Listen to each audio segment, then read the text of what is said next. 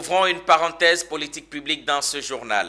Afin de contribuer à l'amélioration de la qualité des évaluations à réaliser par les évaluateurs nationaux, l'initiative ivoirienne pour l'évaluation avec l'appui technique de l'UNICEF ont organisé l'édition 2022 de Ival Café, un atelier qui s'articulait autour du thème méta-évaluation des politiques publiques et qualité des évaluations. Le compte-rendu est signé Ange Assémian. Méta-évaluation, un terme peu connu et qui ne se pratique pas véritablement en Côte d'Ivoire, a fait l'objet d'une formation initiée par la plateforme Initiative ivoirienne pour l'évaluation. Au cours d'une journée dénommée Val Café, la lumière a été faite sur l'importance de pratiquer la méta-évaluation.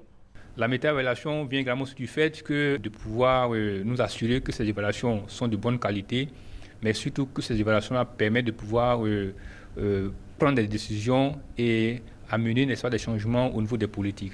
L'État ivoirien a initié plusieurs processus, parmi lesquels un projet de loi sur l'évaluation des politiques publiques et le guide d'élaboration des politiques publiques. Autant de raisons pour lesquelles un renforcement de capacité est nécessaire au vu de l'écosystème qui s'améliore avec l'institutionnalisation de l'évaluation afin de bien mener les évaluations en Côte d'Ivoire.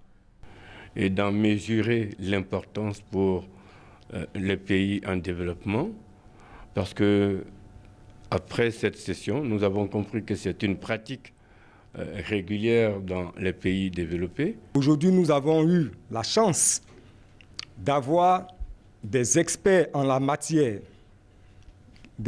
ceux-mêmes qui sont à l'origine de cette pratique. Et nous avons appris beaucoup de choses. Cette formation, organisée par Deuxiéval, s'inscrit dans une dynamique de contribution significative à la prise de décision des autorités publiques.